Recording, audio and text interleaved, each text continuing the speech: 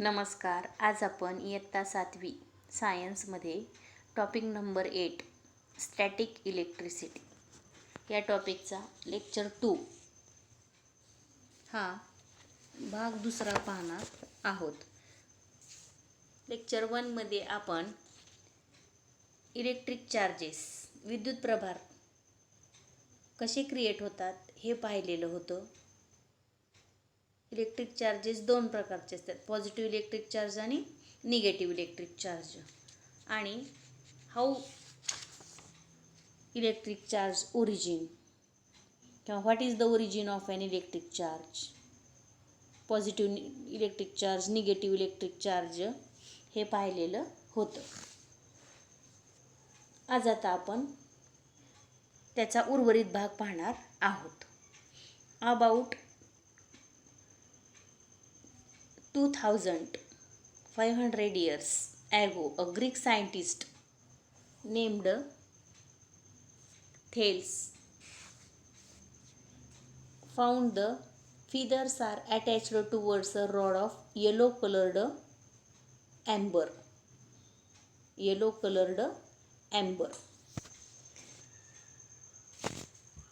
He found that feathers म्हणजे पिस, पंख, are attached to the yellow colored amber. म्हणजे ही पिस पिवळ्या रंगाचा जो राळेचा दांडा असतो त्याला लोकरीच्या कपड्यावर जर घासलं तर त्याकडे आकर्षित होतात हे त्याच्या लक्षात आलं. आणि त्यांनी त्या ॲम्बरला इलेक्ट्रॉन असं नाव दिलं. लक्षात घ्या, काय नाव दिलं? ॲम्बरला electron. In Greek language, amber is called electron in Greek language. Therefore, this property of amber to attract thing was named electricity. म्हणून ॲम्बरच्या या आकर्षणाच्या गुणधर्माला त्याने इलेक्ट्रिसिटी हे नाव दिलं. By Thomas brown in 1646. 1646 मध्ये त्यानं थॉमस ब्राउन हे त्याला इलेक्ट्रिसिटी असं नाव दिलं. इलेक्ट्रिसिटी. आता पुढं आपण पाहिलं होतं इलेक्ट्रिक चार्जेस. आता फ्रिक्शनल इलेक्ट्रिसिटी, घर्षण विद्युत. फ्रिक्शनल इलेक्ट्रिसिटी मीन्स घर्षण विद्युत. How friction occurs, what is mean by frictional electricity. Frictional म्हणजे घर्षण विद्युत. The electric charges are generated by friction. Is called frictional electricity. Definition सोपी आहे. The electric charge generated by friction is called frictional electricity. This change is produced by only at the place of the friction. आणि हा जो frictional electricity आहे ती फक्त ज्या भागावरती आपण घर्षण घडवून आणतो तेवढ्याच भागामध्ये ते इलेक्ट्रिक चार्ज निर्माण होतो. Hence it is called static electricity. Static electricity म्हणजे स्थितिक विद्युत. स्थितिक म्हणजे तेवढ्या स्थानापुरतं जे त्यामध्ये वीज निर्मिती होते, विद्युत निर्मिती होते, तिला म्हणायचं static electricity. It remains on an object for a short duration. Static electricity remains for a short duration. हे स्थितिक विद्युत आहे, ते स्थितिक विद्युत थोडा वेळापुरतेच त्या वस्तूमध्ये निर्माण होतं. The charge of static electricity are absorbed in moist air. हे इलेक्ट्रिक चार्ज जे आहेत ते विद्युत प्रभार जे आहेत ते दमट आणि ओलसर हवेमध्ये शोषले जातात. आपण बघा, हिवाळ्यामध्ये केस विंचरताना सुद्धा कंगव्याचं आणि केसाचं जर घर्षण झालं, कंगवा केसातून जरी काढला तरी केस कंगव्याकडे आकर्षित होतात. किंवा आपण एखाद्या पडद्याजवळून जर सतत ये जा केलं तर आपले हात आहेत, हातावरती जे केस असतात ते केस कंगव्याकडे, त्या पडद्याकडे आकर्षित होतात. किंवा कपड्यांच्या घड्या करतो तेव्हा त्याच्यातून ठिणग्या उडल्यासारख्या दिसतात, म्हणजे तिथं फ्रिक्शनल इलेक्ट्रिसिटी क्रिएट झालेली असते. This is why this experiment should be performed in dry weather, particularly in winter.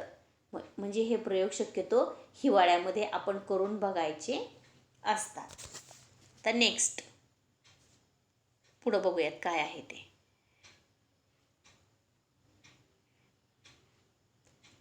आपल्याला आता एक प्रयोग करायचा आहे. आता हे प्रयोग तुम्ही घरी पण करू शकता.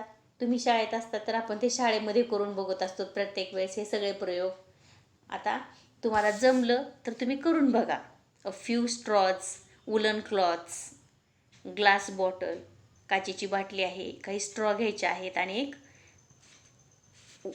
वुलन म्हणजे लोकरीचा कपडा घ्यायचा आहे आणि एक प्रयोग करून बघायचा. इथं चित्रामध्ये दिसतं आहे तुम्हाला बघा, प्रयोगामध्ये काही स्ट्रॉ दिसते आहेत आणि काचेची एक बॉटल आहे आणि वुलन कपडा.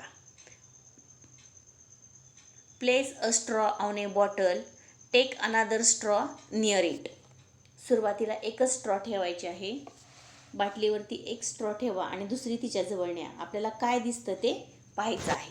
आपण आता पहिल्यांदा सुरुवातीला ती स्ट्रॉ वुलनच्या कपड्यावरती घासलेली नाही, आपल्याला त्यामध्ये काहीही बदल दिसणार नाहीत. पुढं बघा आता. Observe what happens. Leave the straw on the bottle as it is. Rub the other straw against the woollen cloth and take it. आता पुढच्या वेळेस काय करायचं, दुसरी स्ट्रॉ लोकरीच्या कापड्यावर घासायची आणि बाटली जवळ न्यायची. काय फरक जाणवतो, तर लोकरीच्या कपड्यावर घासल्यामुळं काय होतं, तर त्याच्यात स्टॅटिक इलेक्ट्रिसिटी निर्माण झाली, स्थितिक विद्युत. त्याच्यामुळं काय होतंय, त्या ती स्ट्रॉ आहे ती त्या स्ट्रॉकडे आकर्षित होते. Observe what happens. Now take 2 straws and rub them against woollen cloth.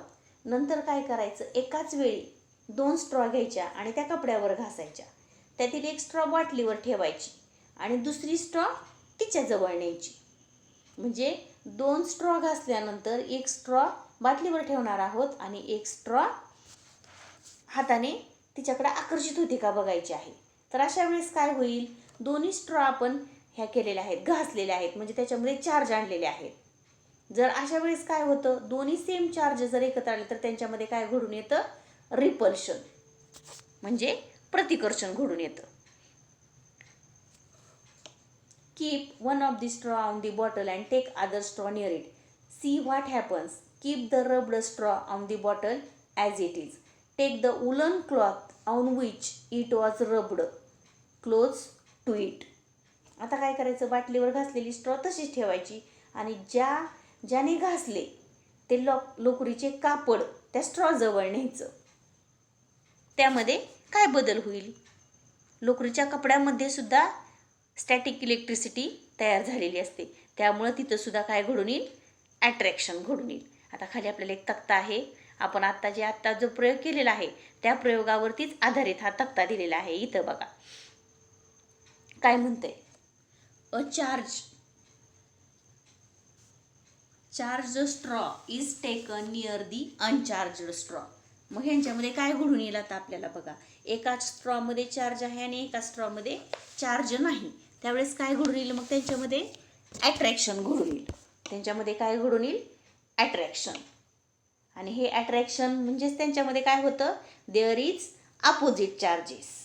Opposite charge असले तरच अट्रॅक्शन घडून येतं, अन्यथा अट्रॅक्शन घडून येत नाही. दुसरा पॉईंट बघा, 2 straw carrying similar charges are brought near each other. दोन्ही स्ट्रॉमध्ये सारखेच चार्ज आहेत, मग त्यावेळेस त्यांच्यामध्ये काय घडून यायला पाहिजे, रिपल्शन. रिपल्शन म्हणजे प्रतिकर्षण. सेम चार्ज असले की प्रतिकर्षण आणि डिफरंट चार्ज असले की अट्रॅक्शन. आता खालचा मुद्दा, a charge straw and oppositely charged cloth which was used for rubbing are brought near each other. त्यांच्यामध्ये सुद्धा काय घडून येईल, अट्रॅक्शन. अशा प्रकारे आपण रिपल्शन आणि अट्रॅक्शनचा एक्सपेरिमेंट पाहिलेला आहे. आणि तिथं इन्फरन्स काय येणार, देअर इज अट्रॅक्शन म्हटलं की डिफरंट पोल्स, रिपल्शन म्हटलं की सेम पोल्स. खाली बघा तेच वाक्य दिलेलं आहे, electrically charged objects attract uncharged object. विद्युत प्रभारित वस्तू प्रभार नसणाऱ्या वस्तूला आकर्षित करते.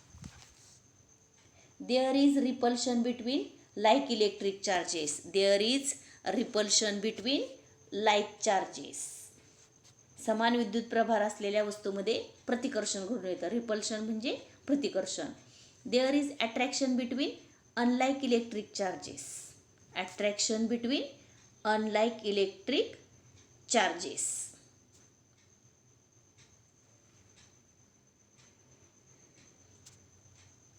Hence repulsion is need. बघा काय म्हणते, रिपल्शन प्रतिकर्षण ही कसोटी used as a test for identifying and electrically charged objects.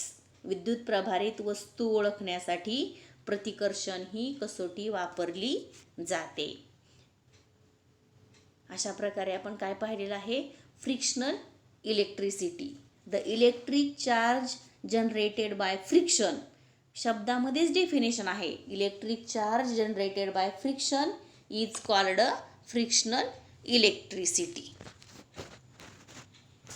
आता हे सोपे सोपे छोटे 2-3 प्रयोग आहेत, आपण ते पाहूयात.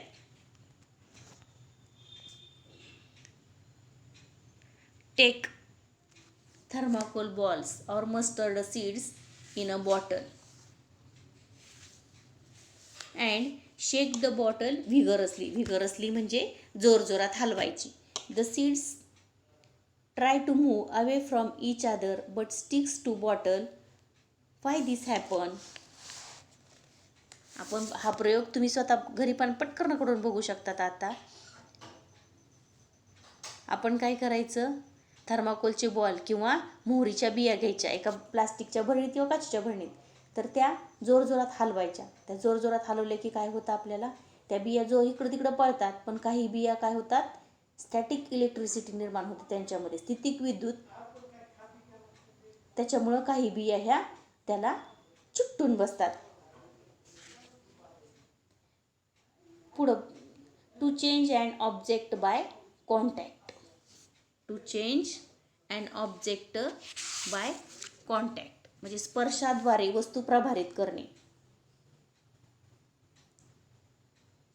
बघा आता change and object by contact. मग आपण सुरुवातीलाच टॉपिकच्या पाहिलं होतं, कंगवा जर आपण बिगर तेल लावलेल्या केसावरती घासला आणि त्याच्यावर छोटे छोटे कागद जर ठेवले तर ते कागद त्याच्याकडे अट्रॅक्ट होतात. पण हे सुद्धा अट्रॅक्शन काय आहे, तात्पुरतं अट्रॅक्शन असतं. Rub a plastic comb against paper. Touch this comb with another uncharged comb. Take the other comb near some pieces of paper. What happens. म्हणजे काय करायचं आहे, अगोदर सुरुवातीला एका प्लॅस्टिकच्या कंगव्याला कागदाने घासायचं आणि या कंगव्याने दुसऱ्या कंगव्याला प्रभारित करायचं आणि तो कंगवा कागदाजवळ न्यायचा, तर काय होतं, त्याला कागद आकर्षित होतात. आता पुढं बघूया, प्रवर्तनाने. Charge and object by induction. What is mean by induction म्हणजे प्रवर्तन. प्रवर्तनाने त्याच्यामध्ये हे आणायचं, इलेक्ट्रिक चार्ज. तो कशा प्रकारे आणायचा, हे दोन्ही तिन्ही प्रयोग आपण करून बघू शकतो. रब अ comb or a balloon on your hairs as shown in the picture. इथे चित्रामध्ये दिसते. Take the comb near a thin trickle of water from a tap. See what happens. Now draw the comb away from the trickle of water. किंवा इथं कंगवा वापरलेला आहे, इथं प्रयोगामध्ये दिसत आहे. हा नळ आणि नळाचं पडणारं पाणी आहे. काय करायचं, आपण बिगर तेल लावलेल्या ह्याच्यावरती केसांवरती हा कंगवा किंवा फुगा आहे तो घासायचा आहे. तर काय होईल,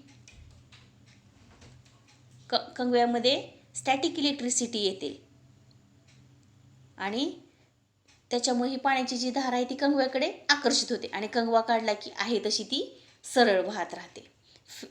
When the charged comb is brought close to the falling water, water gets attracted, remains as it was. म्हणजे विद्युत प्रभारित कंगवा पाण्याच्या धारेजवळ नेताच धार त्याच्याकडे आकर्षित होते. When the charged comb is taken away from the falling water, it gets repelled as it is initially. कंगवा बाजूला काढला की काय होतं, त्यांच्यामध्ये रिपल्शन घडून येतं आणि तो आहे तसं राहतो. पुढं बघा. At first flow of the water is not charged. सुरुवातीला पाण्याच्या प्रवाहामध्ये चार्ज नसतो. When a negatively charged comb pushed away, the part becomes positively charged due to the deficiency of negative charge. म्हणजे सुरुवातीला पाण्याची धार ही प्रवाहरहित असते, त्याच्यात प्रवाह नसतो. पण जर एखाद्या वस्तूवर आपण घासली तर काय होतं, त्याच्यातला पॉझिटिव्ह चार्ज पूर्ण निघून जातो आणि त्याच्यामध्ये फक्त निगेटिव्ह चार्ज राहतो.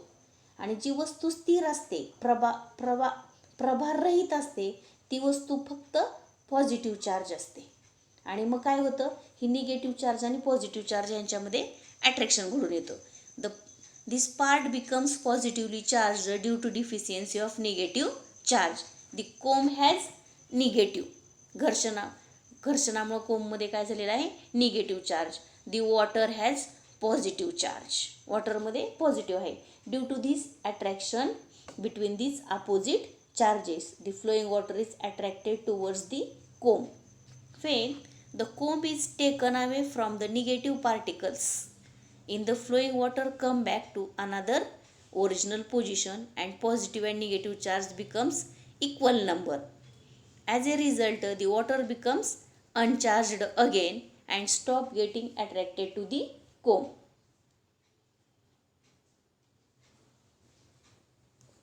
आणि कंगवा धरून येताच काय होतं, पाण्याच्या धारेमधील ऋण प्रवाह पुन्हा पूर्वस्थानी येतात आणि धन ऋण प्रभार त्यांची संख्या समान होते आणि पुन्हा पाण्याची धार काय होते, प्रभार रहित होते आणि ते दूर असल्याने आकर्षित होणं किंवा अट्रॅक्शन थांबतं.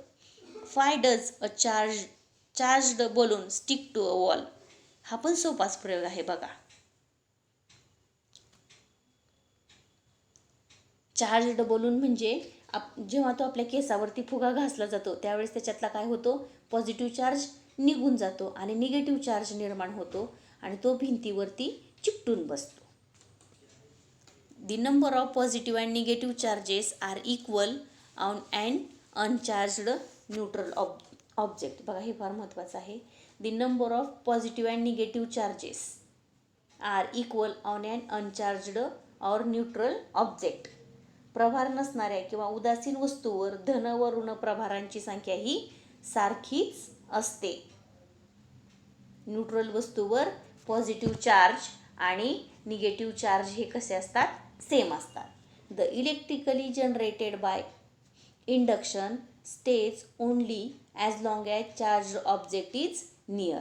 जेव्हा आपण प्रवर्तनाने त्याच्यामध्ये विद्युत प्रभार निर्माण करतो त्यावेळेस विद्युत प्रभार वस्तू जोपर्यंत जवळ आहे तोपर्यंतच त्याच्यामध्ये विद्युत प्रभार असेपर्यंतच ती वस्तूमध्ये तो विद्युत प्रभार निर्माण होतो. आता हे सोपे सोपे प्रयोग आहेत, तुम्ही करून बघा आणि काही प्रयोगात जर अडचण वाटली तर पुन्हा आपण करून पाहूयात. आज आपण फक्त फ्रिक्शनल इलेक्ट्रिसिटी एवढंच एक सब टॉपिक पाहिलेला आहे. पुढच्या तासाला आपण गोल्ड लीफ इलेक्ट्रोस्कोप याच्याविषयी माहिती पाहणार आहोत. शब्दपाठ करा म्हणजे शिकवलेलं लक्षात येईल. धन्यवाद.